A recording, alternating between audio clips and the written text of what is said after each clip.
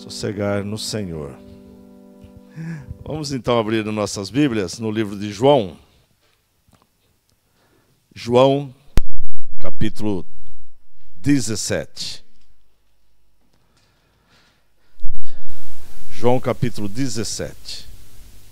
Nós vamos ler do 1 ao 12.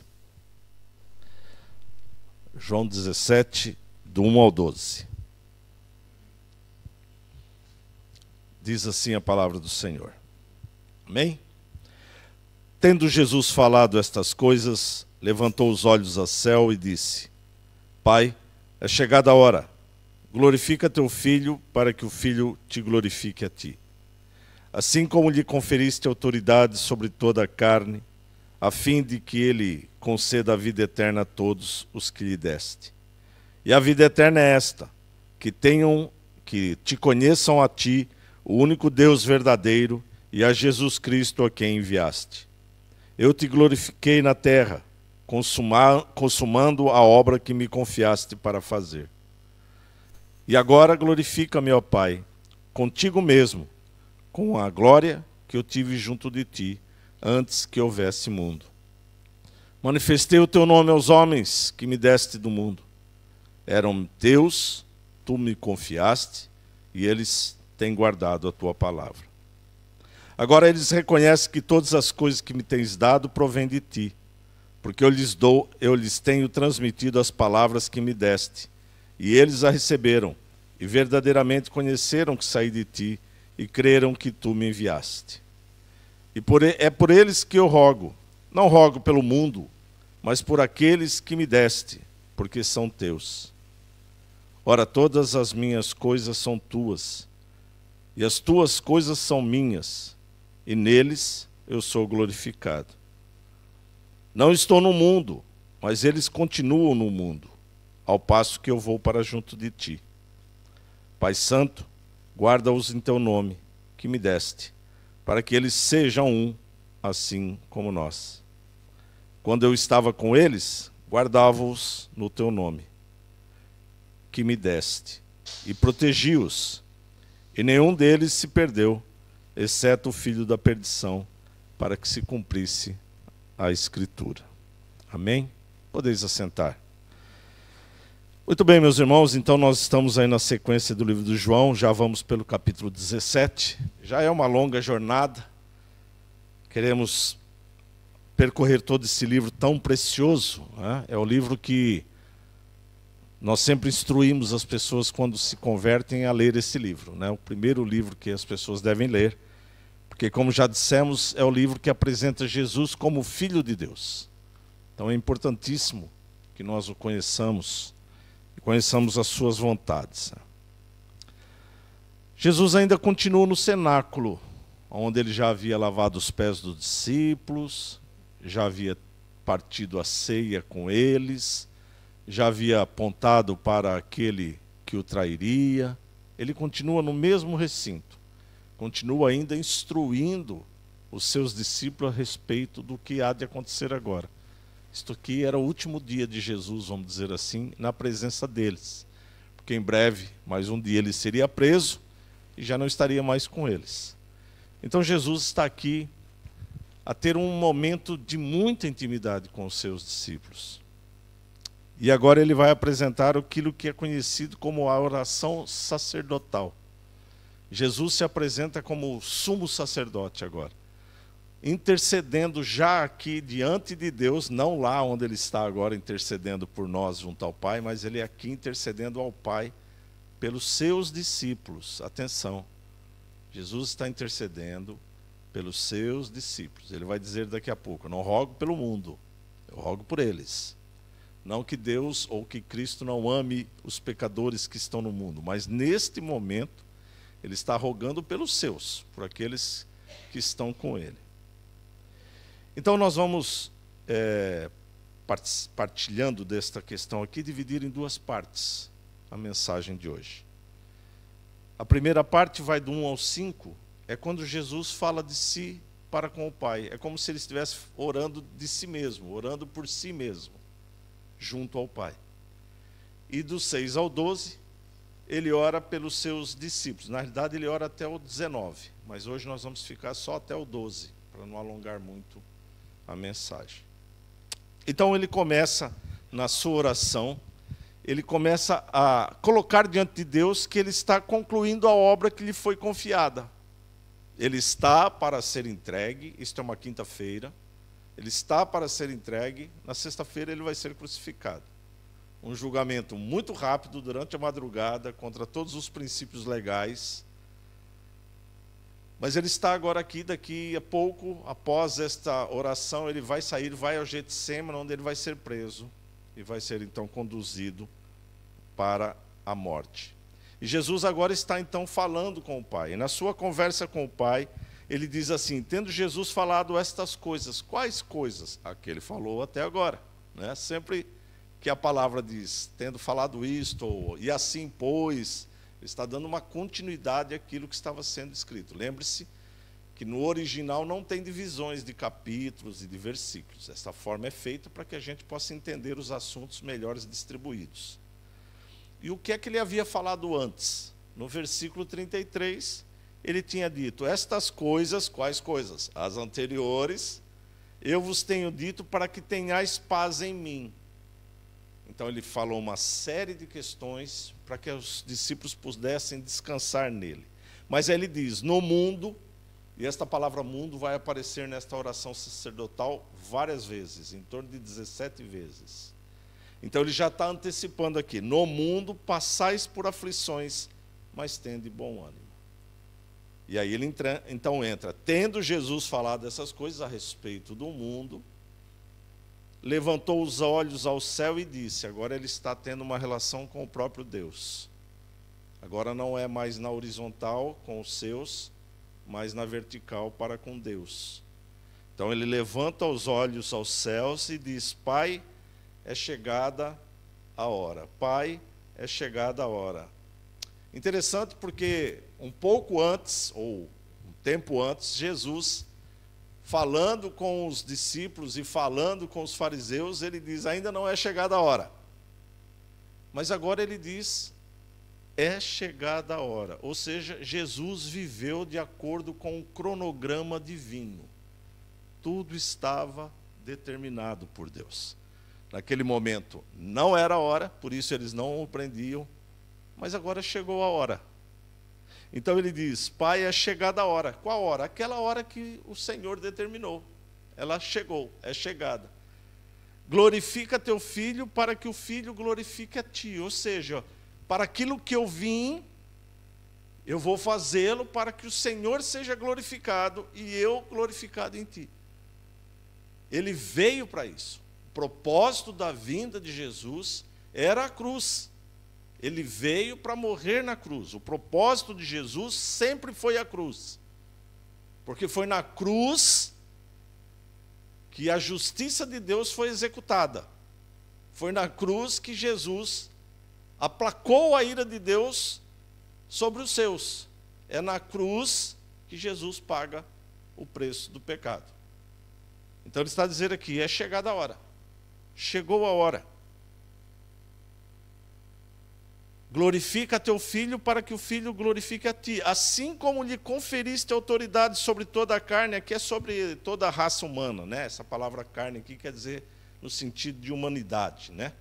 Então, assim como lhe conferiste autoridade sobre todos os homens, a fim de que ele conceda a vida eterna a todos o que me deste.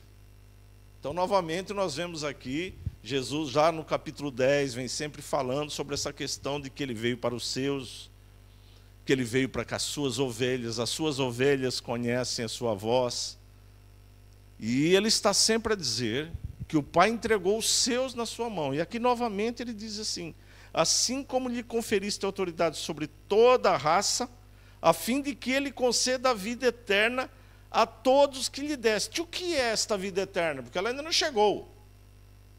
Então qual é esta vida eterna? Ele diz, e a vida eterna é esta, que te conheçam a ti, o único Deus verdadeiro, e a Jesus Cristo, a quem enviaste. Até agora, não tinha esse relacionamento com Cristo. Havia uma expectativa, havia profecias da vinda do Filho de Deus, que traria liberdade ou libertação para o seu povo. Mas ele ainda não tinha vindo, agora ele veio, e ele veio para que conheçam o Pai. Interessante, porque Jesus vem para mostrar verdadeiramente a todos quem é Deus. Deus sempre teve um relacionamento muito próximo com o povo judeu, com o povo de Israel.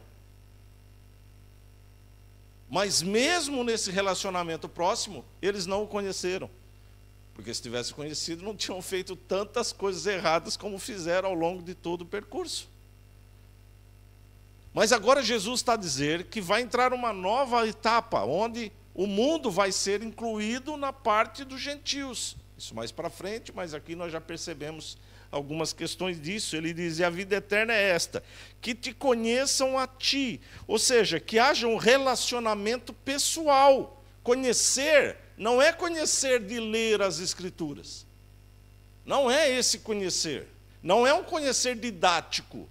É um conhecer pessoal, um conhecer de relacionamento. É claro que através das Escrituras nós temos acesso ao Pai e começamos a entender quem é o Pai, mas precisamos ter esse relacionamento com o Pai. E é através de quem que nós temos esse relacionamento?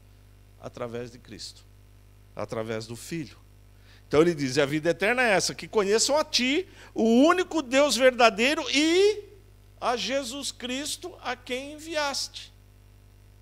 Através de Jesus Cristo nós temos acesso ao Pai.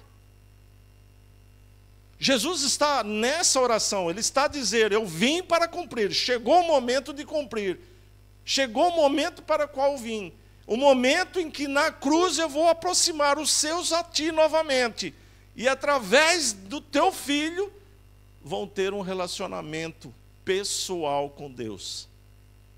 Que maravilha, maravilha. Através de Cristo nós temos um relacionamento pessoal com Deus. Então, ele vai dizer, eu te glorifiquei na terra, consumando a obra que me confiaste para fazer. Ele ainda não havia consumado a obra. Ainda estava para consumar. Mas ele já antevia. Ele veio para fazê-lo, ele vai fazê-lo, então ele já está colocando isso no condicional. Vou fazer. Então, consumando, ou seja, consumado, né? Na cruz ele vai dizer, consumado está.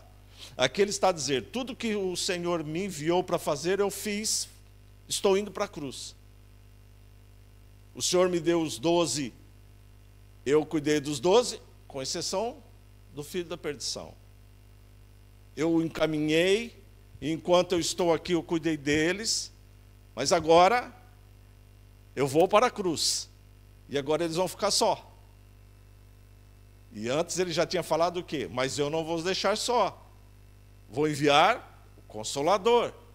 Ou seja, a presença de Jesus agora ficaria inexistente, mas estaria a presença espiritual através do Espírito Santo. Então ele fala, eu te glorifiquei na terra. Seu nome foi glorificado através daquilo que eu vim para fazer, consumando a obra que me confiaste para fazer. Quando foi que Deus consumou, ou quando foi que Deus confiou uma obra para Jesus? Ele continua a dizer, e agora glorifica-me, ó Pai, contigo mesmo, com a glória que eu tive junto de ti, antes que houvesse mundo. Antes que houvesse mundo. Paulo vai dizer que Cristo deixou a sua glória, a glória que ele tinha com o Pai. Cristo partilhava da glória com o Pai. Mas o dia que Deus confiou a ele a obra da redenção, ele deixa a sua glória momentaneamente, desce como homem, embora com as duas partes, ou seja, ele era homem, mas também era Deus, mas não deixa de ser Deus e não deixou de ser homem, duas naturezas. Esse é um assunto mais delicado, mais extenso, não vamos entrar nele. Mas o que Jesus fez é que ele deixou a sua glória. Mas agora ele ia readquirir. Mais do que isso. Não apenas aquela glória que tinha antes dele vir. Agora ele tem a glória de ter consumado a obra de Deus. E isto, para nós pecadores, é fundamental. Cristo está agora sentado no trono da glória, ou trono de glória.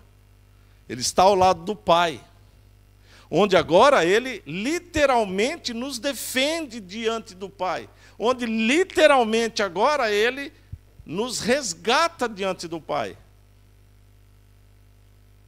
Ele faz isso.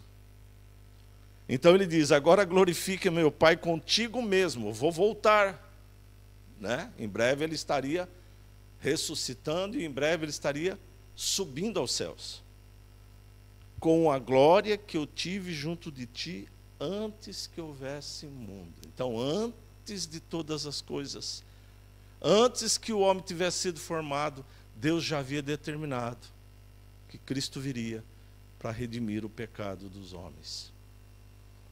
Então, esta primeira parte aqui, que vai do versículo 1 ao 5, ele está falando aqui sobre concluir a sua obra na terra. Está fazendo uma oração ao Pai em favor de si mesmo. A partir do versículo 6, como eu disse, até o 19, mas a gente só vai até o 12 hoje, ele vai começar a orar agora pelos discípulos. Pelos discípulos. Então, se nós somos discípulos de Cristo, esta oração se encaixa a nós. Mas se nós não somos discípulos de Cristo, esta oração não se encaixa a nós. Há outras orações que podem ser feitas pelos não salvos, mas aqui é uma oração pelos discípulos. Os irmãos vão perceber isso. Veja, ele fala assim: manifestei o teu nome aos homens, que me deste do mundo.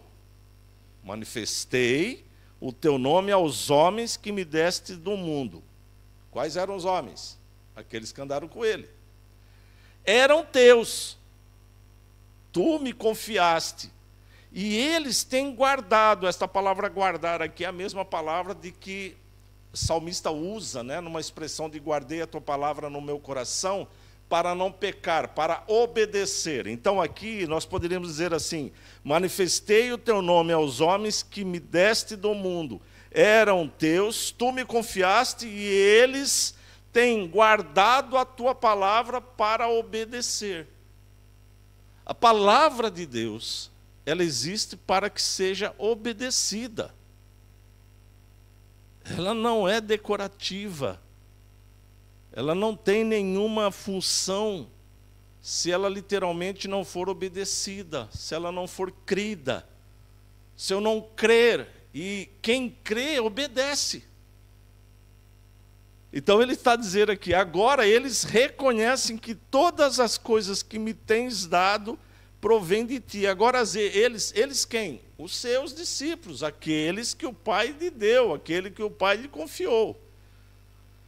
Porque eu lhes tenho transmitido as palavras que me deste, e eles a receberam, e verdadeiramente conheceram que vim de ti, saí de ti, e creram que tu me enviaste. Verdadeiramente conheceram que vim de ti, que saí de ti, e que creram que tu me enviaste, ou creram que vim de ti, vim de Deus. Eu vim do Senhor, vim de Deus.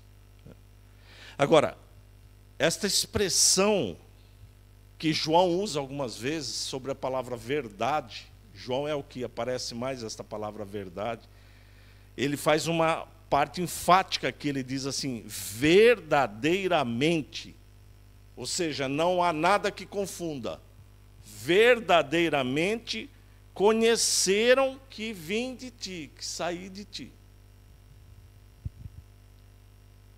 O crente fiel, ele não tem dúvida nenhuma de quem é Cristo. O crente fiel, através da palavra, sabe muito bem que Cristo, que Jesus é o Filho de Deus, que deixou a sua glória, que veio habitar entre nós para nos trazer salvação. O crente em Cristo não tem dúvida nenhuma a respeito disso. Verdadeiramente não tem dúvida nenhuma. Aqueles que têm dúvida a respeito disso, mas será que é mesmo? Jesus é mesmo Filho de Deus? Será que não é apenas um anjo? Então, esta expressão não se enquadra.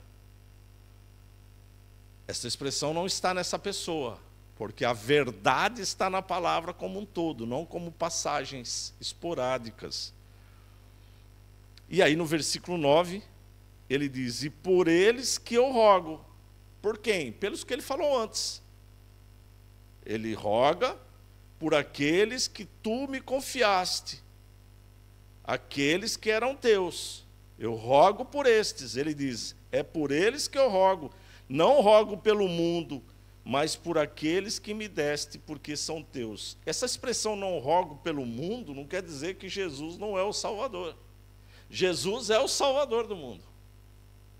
Mas a salvação do mundo depende do testemunho daqueles, depende do Evangelho, depende da palavra, depende daqueles que o Pai tirou do mundo e entregou a Jesus. Os Evangelhos são a narrativa dos discípulos. É os discípulos escrevendo, é claro, pela inspiração do Espírito Santo, mas escrevendo aquilo que eles participaram, aquilo que eles viram. Então, é necessário que haja o testemunho deles. Como é que nós testemunhamos de Jesus? Pela palavra. O Evangelho é a narrativa da vida de Jesus entre o seu povo, na terra. É a narrativa. Então, quando ele diz, não rogo pelo mundo, ele está dizendo dessa forma. Eu estou aqui pedindo por eles, porque daqui a pouco eu vou embora e eles vão ficar aqui sozinhos. E aí a coisa vai pegar, a coisa vai ficar complicada. Como ele já havia dito antes, vão persegui-los por causa do meu nome. Eu estou rogando a ti. Algo que Jesus continua a fazer. Jesus continua a rogar pelos seus discípulos. Ele continua a rogar por mim, ele continua a rogar por você diante do Pai, diante das nossas, muitas vezes, faltas, diante, muitas vezes, da nossa fé fraca, Cristo continua a fazer isso. E é eles que são aqui o alvo da intercessão de Jesus, aqui no versículo 9. E aí ele continua. Ora, todas as minhas coisas são tuas, e as tuas coisas são minhas, e neles sou glorificado. Novamente aqui uma amostragem da certeza com que Jesus falava as coisas. Neles eu sou glorificado. Quando os discípulos contavam o que Jesus havia feito, os milagres que ele havia feito, como ele expulsava demônios, como ele agia, o nome de Deus estava sendo glorificado. Porque ele fazia isso pelo poder do Espírito. Então, quando nós lemos o Evangelho, quando nós fazemos uma descrição, uma narrativa, uma mensagem, glorificando, falando do que Deus fez, nós estamos glorificando a Deus. Quando nós lemos a palavra e comentamos a palavra, o que nós estamos fazendo hoje aqui é glorificar a Deus, através da palavra.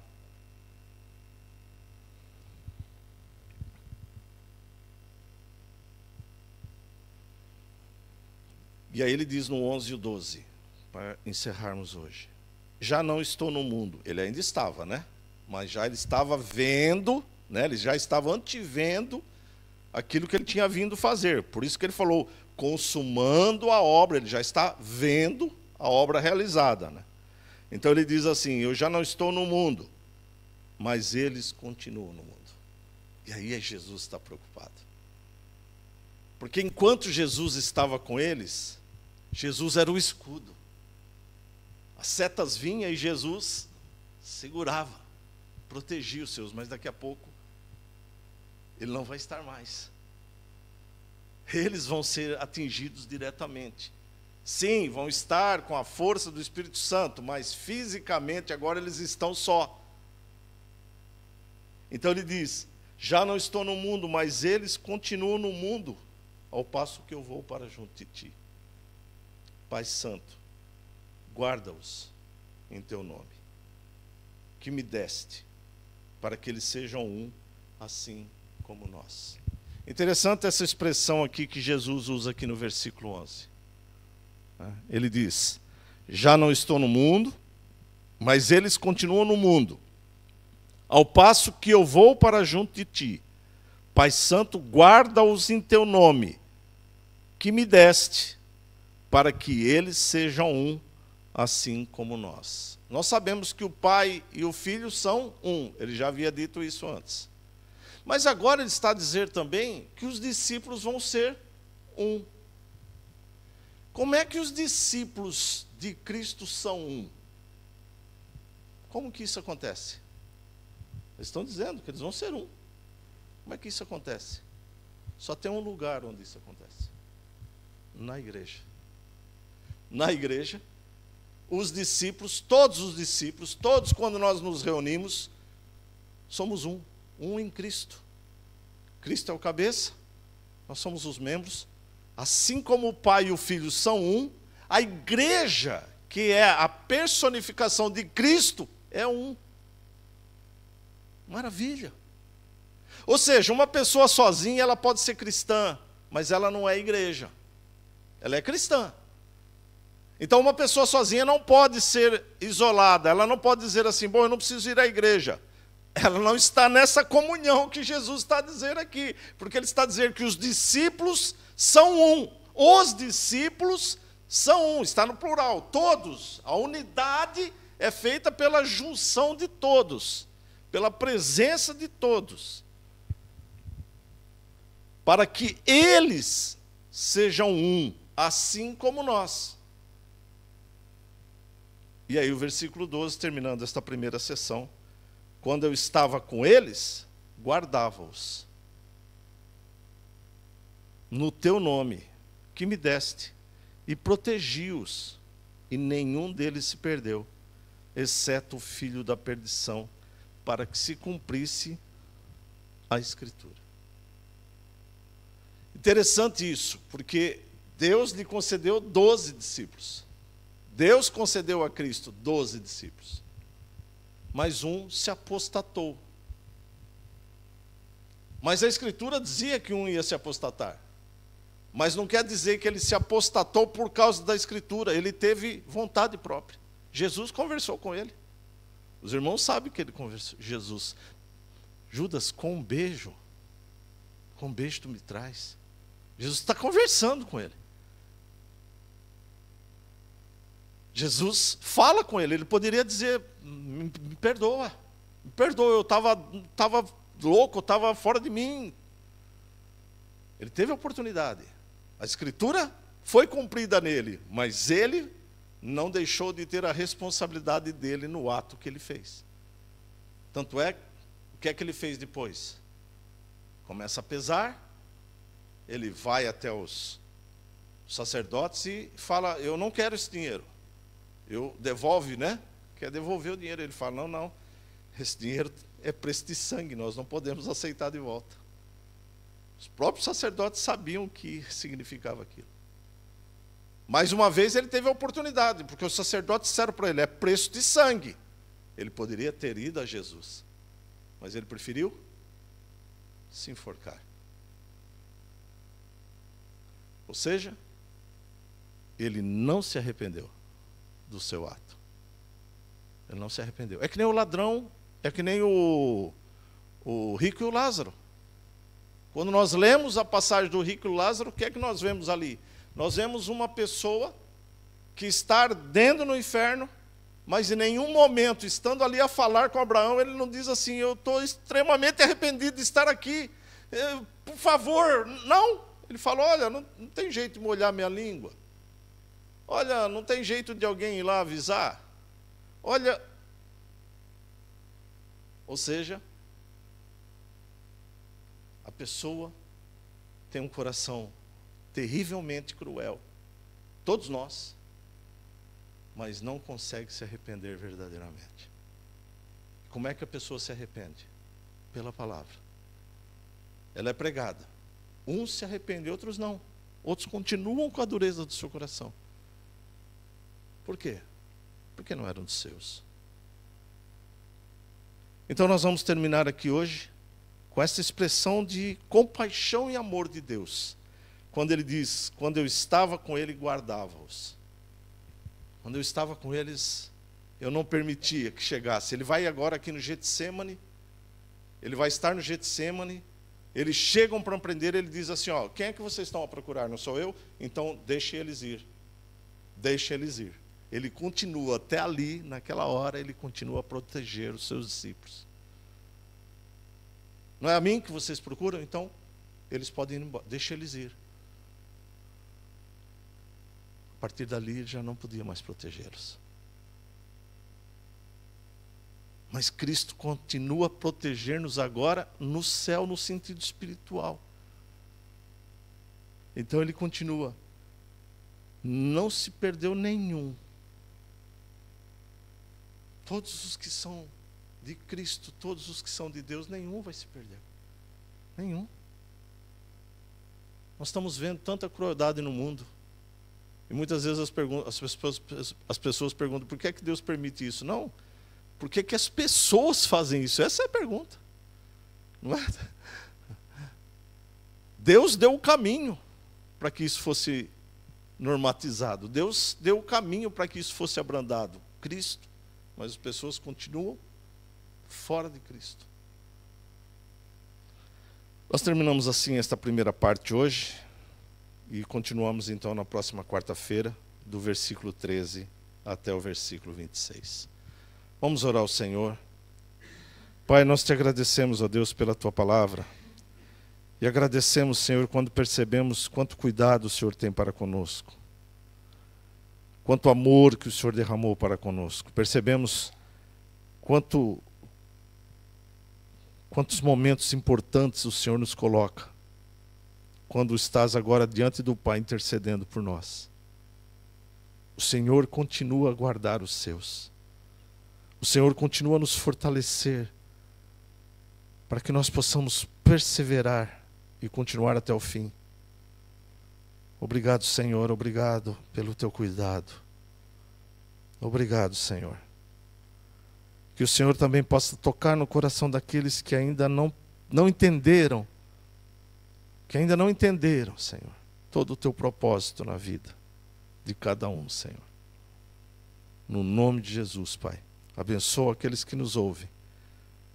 Abençoa, Senhor, ó Deus, e fala de forma especial o coração de cada um. Em nome de Jesus. Amém. E graças a Deus.